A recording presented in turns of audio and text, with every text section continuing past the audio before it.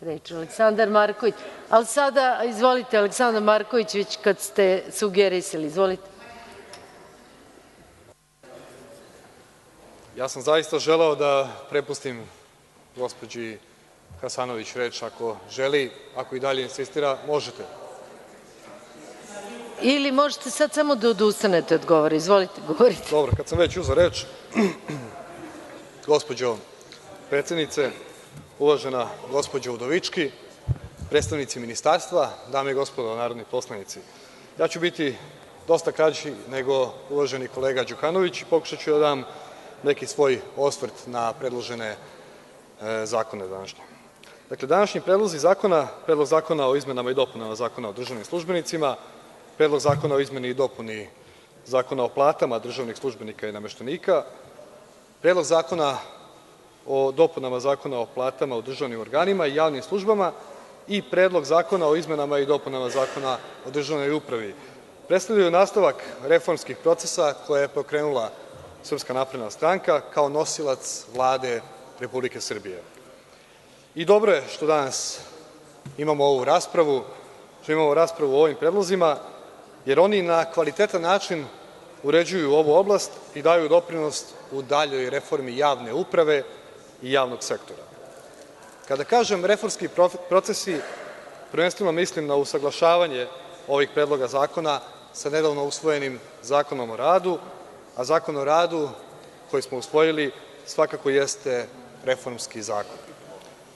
Ovi zakoni imaju za cilj prvenstveno podizanje kvaliteta rada, jačanje kapaciteta državne uprave, preciznije regulisanje prava i obaveza državnih službenika, poboljšanje efikasnosti državne uprave i zaposlenih u državnoj upravi, odnosno državnih službenika i nameštenika.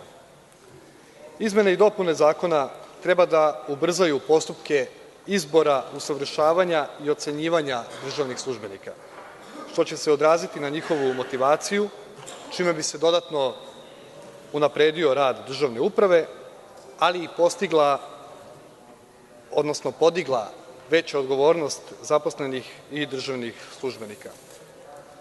Želeo bih da se pozitivno izrazim prema vašoj konstataciji, gospođo Udovički, da će izmenama ovih zakona rad državne uprave da se profesionalizuje, što se dodatno postiže, ako mogu da primetim, primenom odredbe prema kojoj postavljena lica od sada moraju da budu izabrana na konkursu i to u roku od 9 meseci.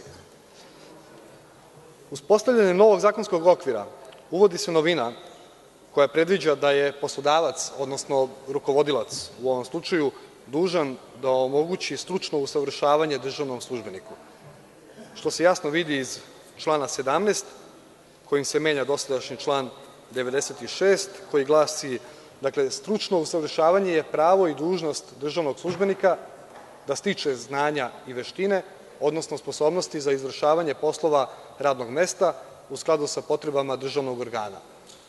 Rukovodilac je dužan da državnom službeniku omogući stručno usavršavanje za izvršavanje poslova radnog mesta u skladu sa programima stručnog usavršavanja utvrđenih ovim zakonom. Dakle, ovo je po meni jedan konkretan benefit koji proizilazi iz ovog predloga zakona. Usvajanjem predloženih rešenja stiču se uslovi za potpuno sprovođenje strategije stručnog usavršavanja državnih službenika u Republici Srbiji, ali i akcionog plana za sprovođenje strategije stručnog usavršavanja državnih službenika u Republici Srbiji. Pomenuo bih još i da je ovaj zakon polazna osnova za realizaciju projekta podrška daljem unapređenju stručnog usavršavanja državnih službenika u okviru programa IPA 2012. godine.